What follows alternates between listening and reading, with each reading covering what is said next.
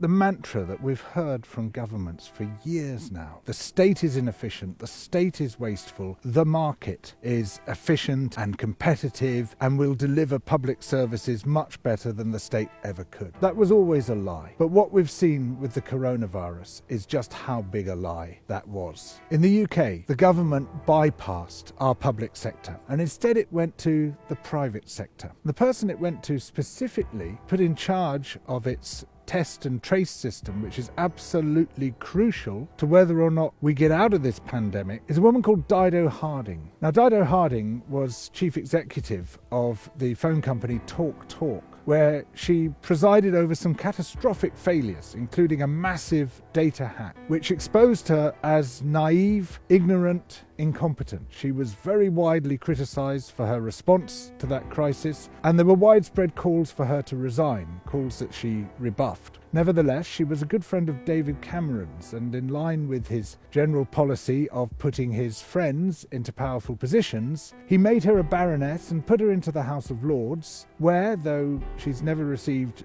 any votes from us, she legislates apparently on our behalf and in our name. She also was appointed to the board of the Jockey Club, responsible for the Cheltenham Racing Festival. And in March of 2020, after we began to realise just how dangerous the pandemic was, the Jockey Club decided to go ahead with the Cheltenham Racing Festival, and 250,000 people attended. It's since been described as a super spreader event. Nevertheless, the government then appointed Dido Harding as head of its test and trace programme, this crucial programme whose purpose is to ensure that the coronavirus doesn't spread through the community. And alongside Dido Harding, all sorts of other private sector entities came in. Deloitte, Serco, McKinsey, and these companies have been mopping up vast contracts. In some cases, their consultants have each been paid £6,000 a day to help run this test and trace programme, on which our health, in fact even our lives, may depend. And the result? Catastrophic failure. It has failed so catastrophically that we're now going back into partial lockdown because we have a major second wave which isn't being effectively campaigned because we don't have an effective test and trace system. And so much money has been misspent. Some of the companies which have been given massive contracts without competitive tendering, just given them with a tap on the shoulder, a nudge and a wink, those companies turn out to have very close relationships with key people within and around the government. Under Boris Johnson and under many other governments of that stamp, the Treasury becomes a giant kitty for their chums. If we look at the contractors who are making a killing from the coronavirus, we see Serco, which is run by the brother of a former Tory MP, grandson of Winston Churchill, very well politically connected, its former head of PR. Edward Argar is now a health minister in the government. We see Deloitte hand in glove with government for a long time. We see McKinsey, which is almost a route into government. It's where Dido Harding used to work. It's where she met her husband, benefited from incredibly lucrative contracts. And then we see a whole series of extraordinary contracts given to companies which seem to have no background in that field, but do seem to be very well connected to crucial figures within the Conservative Party. So you might say, there might be something wrong here. Is this corruption? Is there dodgy dealing happening? The obvious person to go to is the government's anti-corruption champion. Just one problem. The government's anti-corruption champion is John Penrose MP, Dido Harding's husband. The people the government appoints to crucial positions, are they the most efficient people? Are they the most effective people? Well, to my eye, they look like privileged parasites. Dominic Cummings, who drives to Castle Barnard to test his eyesight, who managed to escape £50,000 of council tax for the second home that he built.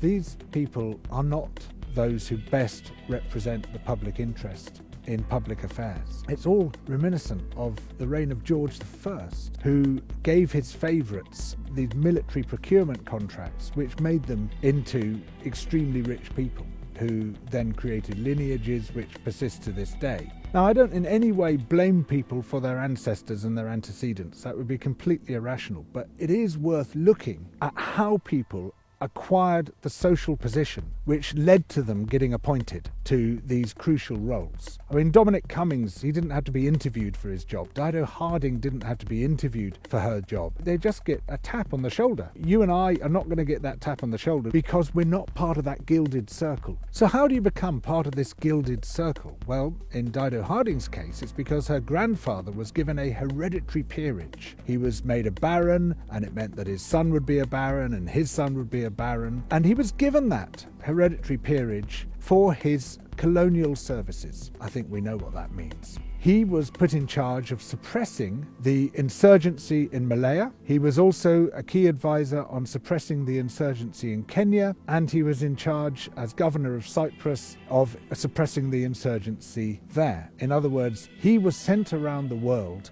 to crush anti-colonial rebellions, and he did so with the help of torture, murder, and concentration camps. For this, he was given a hereditary peerage. Now, one of the people he advised and worked with in Kenya was Sir Evelyn Baring, who set up the system of concentration camps into which almost the entire population of the Kikuyu people were herded, and in which vast numbers were murdered, many others were tortured, many were mutilated, some were burnt to death, some were kicked to death. And he too was made a hereditary peer for his colonial services. Sir Evelyn Baring is the grandfather-in-law of Dominic Cummings. So these antecedents projected those grandchildren into that gilded circle of power, from which they were then chosen and given these crucial government appointments. The great contest in any political system is between the power of people and the power of money. It's a constant struggle to drag your system away from the power of money and into the hands of the people.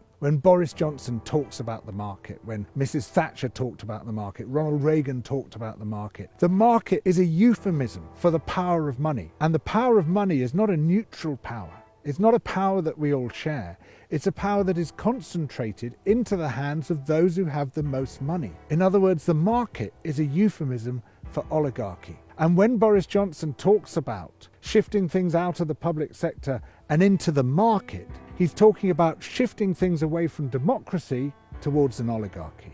The trajectory of the coronavirus pandemic shows us exactly why we should care about this stuff, because when money is not spent effectively, disasters happen. And we've seen this disaster unspooling in real time in front of our eyes. Instead of the money being spent properly on building an effective testing and tracing system, that money has been handed to cronies, the system has failed, and we're back into a massive second peak. People are dying because of the failures of this system. It should have been in public hands, but it was given instead to completely incompetent private hands. Rupert Murdoch and the other billionaire media barons, they're setting up TV channels all over the world, and we desperately need a counterweight to that. In Double Down News, there is this counterweight, and it operates on 1,000th of the budget. On a shoestring, it's reaching millions of people with things we desperately need to hear, but that the billionaire media will never tell us. So please, become a patron, support Double Down News through Patreon.